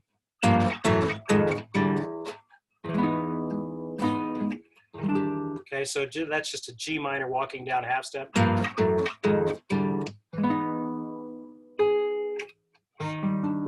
E flat major 7, then they throw in a flat 5 just to be jazzy. Okay. Any questions on the advanced chords? And those were advanced. No questions? I've stumped everybody. Lauren, what do you got? Come on, give me something good. Yeah, well, I hope it's good. Just curious on the number one, G13 to the G augmented, C9, and then, but when we get to the F13 and the F augmented, Steve, it, instead of getting the F in the bass note, maybe if I stand up, I can show. And instead of doing, the 13 here, can we do the 13 here and then but not play the high E string, not play that F note? Can we just do the 13 to the augmented? Oh, I'm sorry. If you can't see Yes. that. Here. You can. Yes. The answer Without, to that is without a doubt. Yes, yes, yes. A resounding yes. Because it's all up to you. You as the player have the flexibility to do whatever the heck you want to with it. And you aren't actually even, you're not even stretching it doing that. You're just doing the upper extension of the chord. You're just doing, works just as well. And the other half of that question was, my concern was if I did play it with the high with the high F, on the first string, that it would kind of really make the melody line sound kind of crappy. So I would need to stop at the second string, I guess is what I'm. Well, you have to be. It wouldn't sound bad.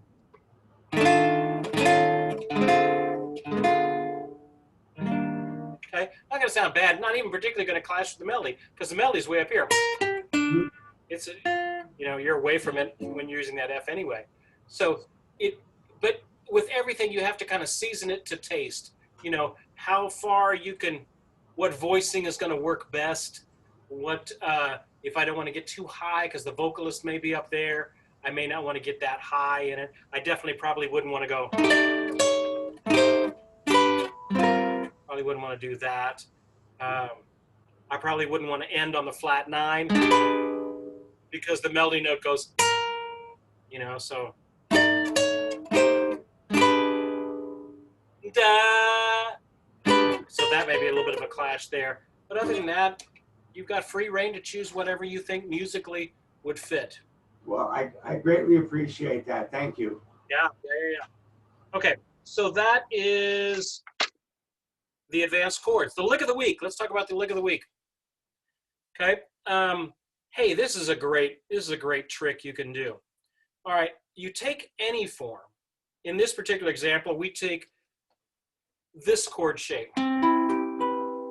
Okay, we take that chord shape. We get it in tune. It'll sound even better.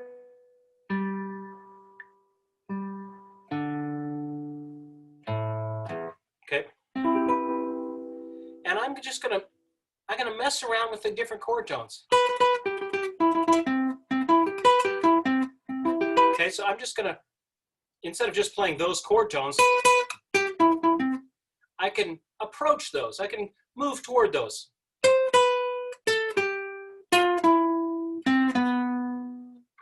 What if I want to approach them from underneath them?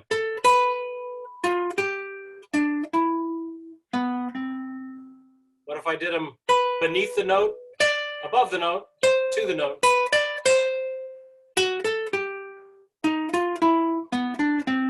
You see what I'm doing? I'm just kind of weaving around and then back to the note. I'm dancing around before I get to the note. Okay, that's all that's happening here. So now in this particular combination of it, I start on the 9th, down to the note, and then I wind my way back to the note. Okay, then I go to this note, I go up, and then back to it. Then I go down to this chord tone, go up to it and back to it.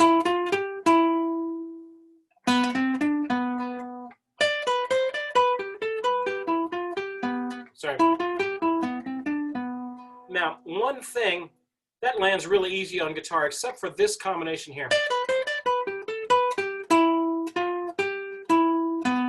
Right there. You've got a third finger going to a third finger note. Now, how I do that is I'm rolling it. Trying to get where you can see.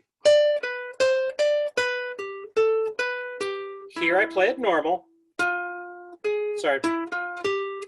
And here I play it a little sloppy. Do you see how my finger's now flat? So I can just kind of roll to that string.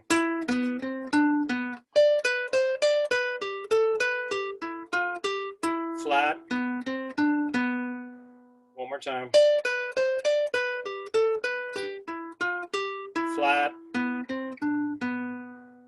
That's how I'm able to get that note right there and still be with it. Now you can add some hammer-ons and pull-offs with it. Sorry.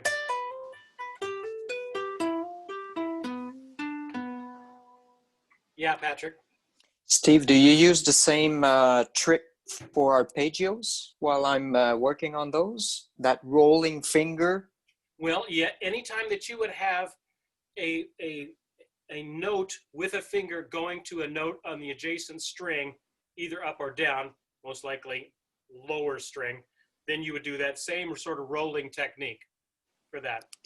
Because you don't want to, you just got to think of it, it's just economy of motion. I don't want to have to play the note and then lift up and play the note again. That's a lot of movement. And as guitar players, I want to do the least amount of work as possible. That's why I became a musician. So I could do the least amount of work as possible. So one way to do that is just to do the rolling technique. But yeah, that happens quite a bit. You'll need to do that. Okay. A great little lick. So it doesn't really lend itself to other, if I did it, I really end up with problems if I do it on another string set. It just ends up, every one of those ends up being one of those flat note, flat finger cross. So it ends up being a little bit easier doing it just the top voicing of it. Now, so if I put that in the key of Misty, which is an E flat, I would be up here starting on the F.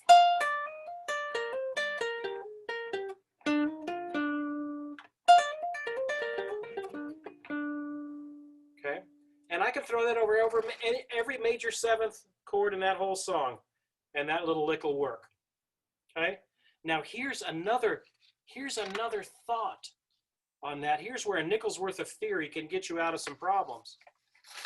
Okay, the second measure of Misty, first measure I have this E flat major seventh, I could use my magic lick of the week there, but over the B flat minor, well, wait a minute, that's minor, I couldn't use it there. Well, wait a minute, with every major, there's a minor chord that goes with it. With every minor chord, there's a major chord that goes with it. So over a B flat minor, if I go up a minor third, a D flat major works over that chord. So I could theoretically move my magic lick down 2 frets over that B flat minor seventh, play a D flat major seventh over my lick of the week. Oh, then we get to the A flat major seventh. Oh, then it goes to an A flat minor. Oh, well, wait a minute. A minor third up from that is B. I could play my magic lick there. How many ways can I use the same lick in the song? Okay, just to give you an example of this, we did that last session, and I'll do it here too. Play along with the track here. 2.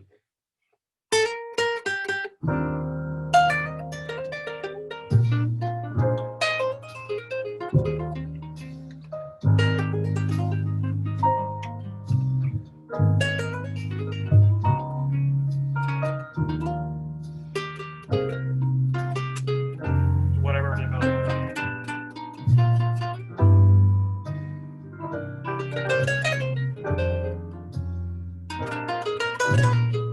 The lick from the other week.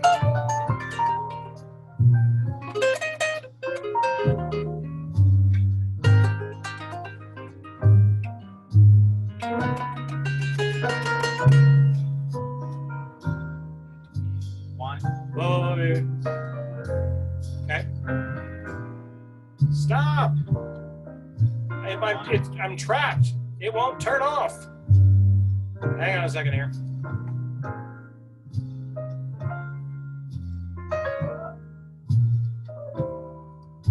There we go. Okay. So anyway, you get the idea. How I can play. I can use that lick in a lot of different spots. Any questions on that?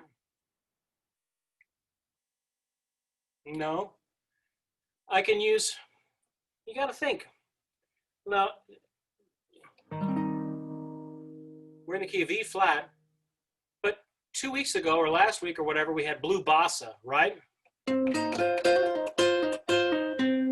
Okay, we had our little lick. Okay, well, C minor, well, that's the same as E flat major. That means I can play this lick over E flat major 7th. And it's going to sound a little bluesy, but it's still going to work.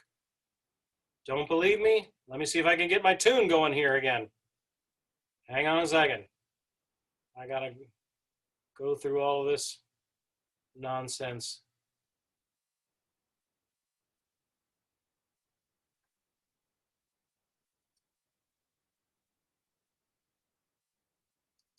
One, two, 1, 2.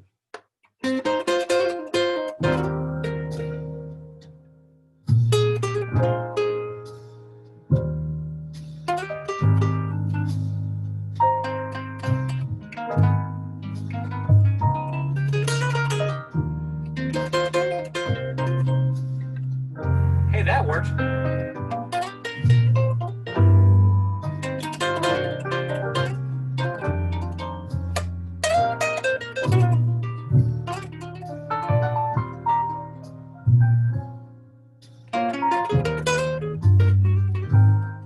Okay, anyway, you get the idea. And I can even use my harmonic minor scale in there too. Wait a minute, when we get to the bridge, I'll use my harmonic minor scale.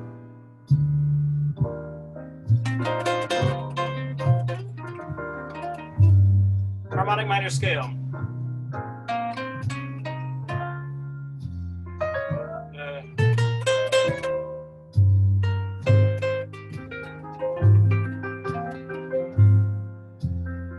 A minor, I'll do it over the A minor.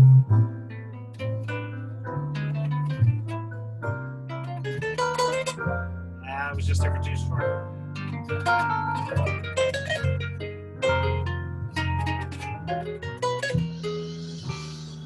Okay, anyway, you can find over those minor chords, you can sneak in the harmonic minor scale. Anyway, there you go. How do we get off on all that? All right, so that's the lick of the week. Any questions on that? I think I'm overwhelming you. I think this week you have that same look of maybe it's the end of the day. Maybe that's what it is. It's late. Everybody's tired. Maybe I overdid it with Misty. Maybe we'll go back to doing something a little bit less challenging. But I wanted to. There were so many good things in Misty. I'm glad we did that. All right, let's get to the chord melodies. Have any of you been working on the chord melody stuff? There you go, Peggy. Which one are you working on, Peggy? The first one.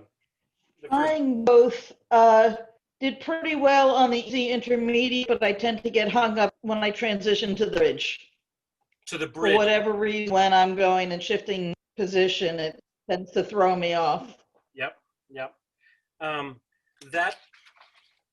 I got a little creative there. Let's talk about that for a second. In the bridge section, along the idea of jazz always likes to move. It doesn't like to stay static. Okay, so it did, over that bridge, we did the old descending root.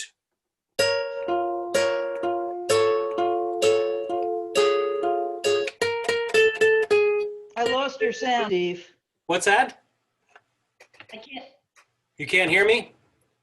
I've lost your sound. Oh, okay. What about now? Can you hear me now? Check, 1, 2. Okay.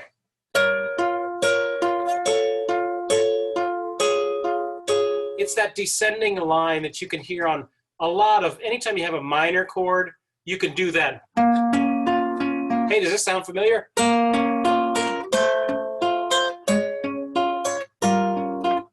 What about this?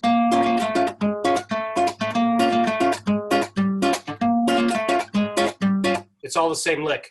Oh, Greg Fuller is saying Michelle. Right, from the Beatles, exactly. Same lick, same lick. It's a little signature that you can do on a minor chord. So with that in mind, I thought I would do it there.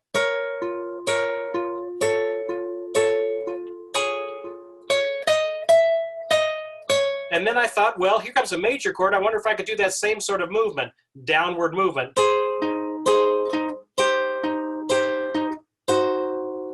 There's no sense why that A flat 7 would be there. It just goes good with the little line there. Hey, I wonder if we could take a line, that inner line, and make it move up instead of going down.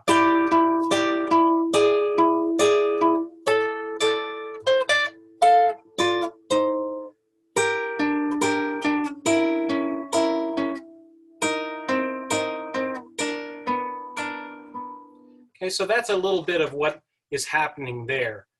And we created some pretty little lines there. I wouldn't have normally thought to go, but it ends up being really pretty. Let me also mention, because this came out in one of the videos, one of you guys sent me a video, and was asking me about swing feel. Okay, because we haven't talked about this. I didn't talk about this with the other groups either. But let me cover this with you guys. The slower the tempo is, the less triplet-y the feel gets. Okay? What I mean by that is when I'm going, all of me, not take all of me, a 1 and a 2 and a 3 and a 4, I've got this triplet thing happening, but it doesn't work when I get slower. The slower I get, all of me, it just gets a little funky when it gets too slow. I mean, if you get it kind of slow, you get kind of Frank Sinatra, New York, New York, you get it like that. But when you get down to lower than that, like where we're at with Misty, it doesn't work. Look at wonka da woka da, it just doesn't work. So on ballads, the slower you get, the less triplet-y you get, and the more straight eighth notes you start to feel again. Okay? Yeah, Peggy. On the advanced finger style, my problem on the bridge there was the rhythms. On the advanced fingerstyle rhythms. Ties. Oh, okay, I see what you're saying. And Right. Okay, here's the deal there. Being that these eighth notes are now straight and not swung, you know, then I end up with more of a dun, da, dun, da. I mean, I could swing them just a little bit, but not very much. Do, ba, do, ba. Okay, but let's say I still wanted to keep that little line going, but I can't do it up here. What if I put it here? Let's see.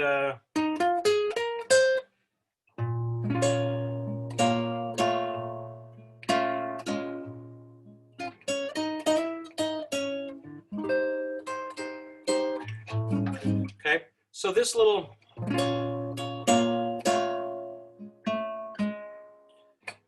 sorry. Peggy, I wouldn't overly worry about those rhythms there, because do whatever you want to. Do whatever you want to. I'm just trying to get that, squeeze that line in there somewhere. I was okay with that 2 notes and with the bass, but when there was that move line just above the bass in there, yeah, is where it would start to throw me off.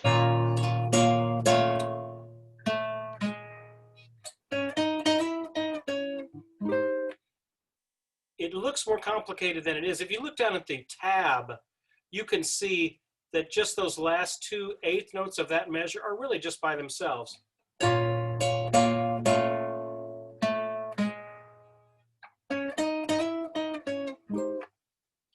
Okay, So it's a little awkward to read. I realize that. And not only do you have a lot of flats, but there's a lot of ties and things happening there. So when in doubt, look down at the tab, and sometimes the tab will be even clearer to what notes are actually moving, even though it looks like, gosh, there's 15 notes happening there. When you actually look at it, analyze it, there's only 1 or 2 that's actually moving. So everything else is just hanging over. So Yeah, that's that was sort of overwhelming me a little when I'd get there and say, Yeah, yeah. Okay, so that's a little bit about anybody else working on the advanced fingerstyle version of it? Patrick is. What have you found interesting or challenging about this one, Patrick? Like I wrote you, I was playing something similar a little bit.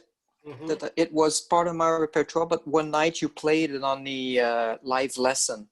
Yeah. So I picked up some moves from you. So you will find my video very similar to a version of you were playing. Good. I'm not playing exactly yet like the advanced chord melody you've sent. I can't do this last chord. What is it? The E. The E major 7. Come on. Well, now. I can do it, but it just it sounds mushy. Yeah, that's a stretch. But you can leave the B note and play the. You don't even have to do this. You could just go. Yeah.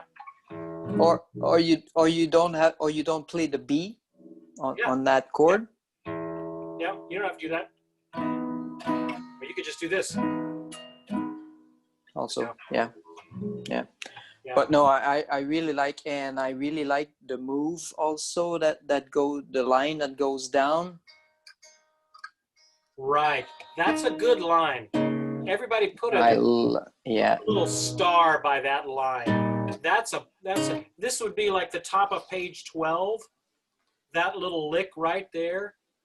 That's a good lick that works over everything. It works like it starts on the tonic. If you're in the key of E flat, you do that lick in E flat. Hey, what if I'm doing a bluegrass song in G?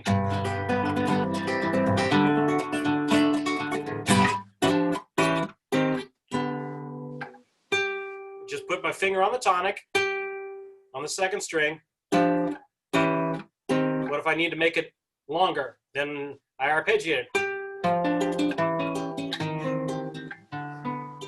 Big stretch at the end, but that's a good lick to know. So when I do it at the very end of the song, bottom of page 13, I want to stretch out that resolution. I want to make them wait for it just a little bit longer.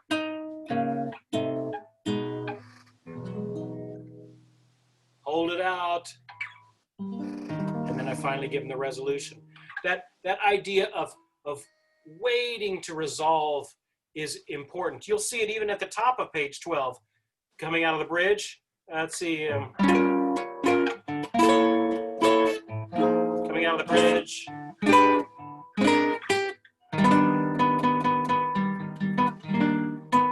What is that? That sharp 5 to the regular 5. That's that delaying of the resolution.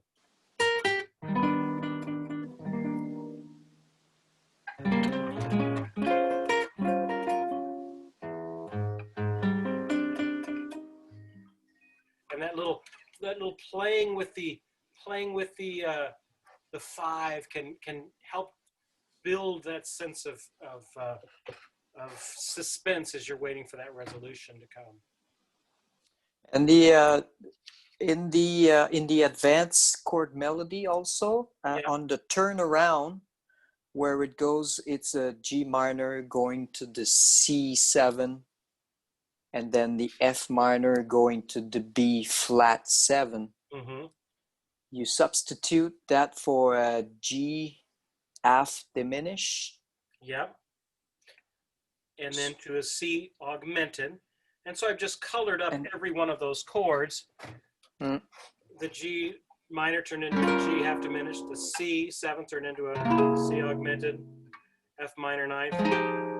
B flat 13. Hey, it created a little line.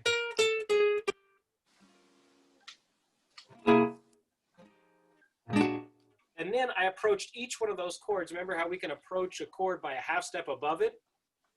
I'm going to the C, but I'm going to give a D flat first. Going to an F, but I'm going to give a F sharp first. Going to the B flat, but I'm going to give a B first.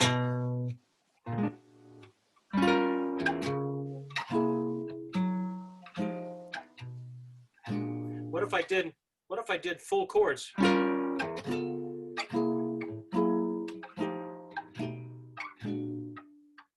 All I'm doing is just a half step above those chords and approaching them there. Okay. Cool. Any last questions on this one? On Misty, y'all have got it all mastered? Y'all have mastered the whole stinking thing. I have. Steve, Yeah. just real quick. There's a lot of similarities in notes in some of these chords, E flat major 7 and G minor 7 and things like that. And I just don't want to get into a bad rut of playing. But like as some of this rhythm is playing, I'm catching myself thinking like B flat Ionian in like C Dorian modes in there. There's a lot of similar notes. And some of it seemed to sound pretty good. Is it safe to go? Is it safe to get to that?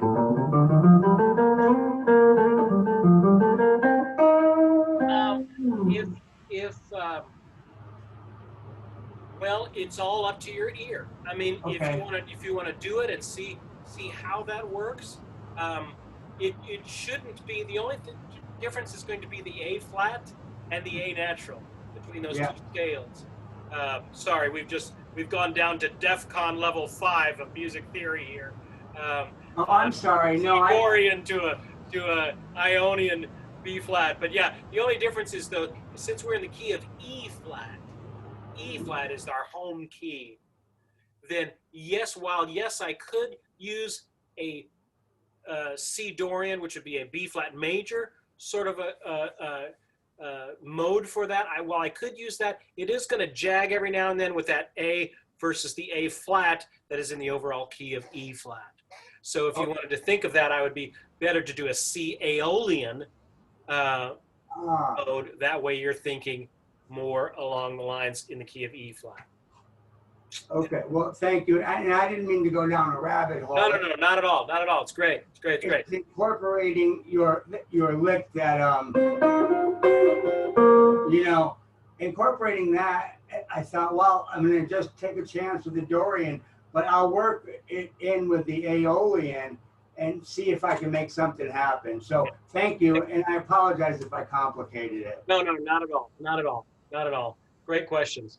This is probably the most complex tune that we'll work on this month. So Satin Doll, which I'll send you tonight, is going to be back in swing and back moving in a more traditional direction. There's just so many wonderful harmonic possibilities that can happen with here. So we're signing up now for next month. If you guys want to do next month, we're going to do All the Things You Are next month, Girl from Ipanema, Darn That Dream, I think, maybe Take the 8 Train, maybe Don't Get Around Much Anymore, I don't know. But those are the 4 songs I think we're going to try and hone in on next month. If you're interested, sign up now to reserve your spot before the weekend, because that's when I'm going to open it up to everybody. And everybody will be able to get in. So I just want to give you guys first shot at that. If you're not on our Facebook page, check it out. There's a lot of good things happening on our Jazz Standards Academy Facebook page. So there you go. We got one more song coming up. Satin Doll, you should, if I can get it done, man, I'm going to try and get it done tonight and send it to you. So give you all a little bit more chance to do it. I hope you all are learning and having fun. Good. Hey, we will see you guys next time. Thank you all very much. You bet. Thank you, guys. Thank you. Good night. Bye-bye. Appreciate it so much. Skip, can you hear me? Whoever is saying that. It's Lauren. I was asking Skip if he could hear me. I can hear you. Hi, Skip. Just real quick, what kind of guitar are you playing right there? It looks like a beauty. This is a Collins, which I know Steve knows where that's from. Yeah, Austin. Austin, Texas. Collins, this is a East Side LC. It's a It's a great, great guitar. great guitar. Yeah. And it's quite beautiful. Thank you. I appreciate it. Yeah. When I lived in Austin, I was noticing in the back of these guitar magazines that I always talk about Collins guitars, and they would talk about it down on 183 or whatever it was. And I said, well, shoot, I drive past that all the time. I want to go see it. So I went to this old warehouse, knocked on the door, little sign, Collins Guitars, and they took me all around, showed me their machines and factory, and we're just the nicest people in the world. Collins, yeah, great folks, great folks. Ah, terrific. Well, thank you for the information, gentlemen.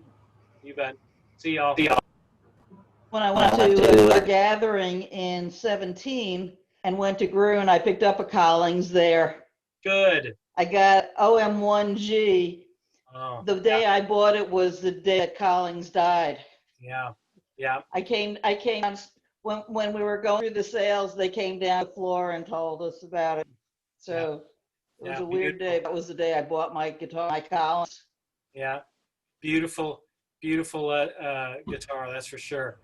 Charlie is asking, are we doing live lessons this week? Yes, we'll do a live lesson tomorrow and then the workout on Wednesday. We're going to talk about theory. I thought I'd just devote the month to theory. And so we're going to go back to learning scales and that sort of stuff. And just, we haven't covered that ground in a long time, been several years since we've covered that ground. So we're really going to just lay the foundation really good over the next couple of weeks. Starting that tomorrow. Yeah, that'll start tomorrow. Yeah. All right. Yeah, 7 p.m. on the. Yep. On my part of the country. Okay. Yep. Well, thank you all for a great lesson. I learned a boatload. Thank you so very much. All right. See you guys.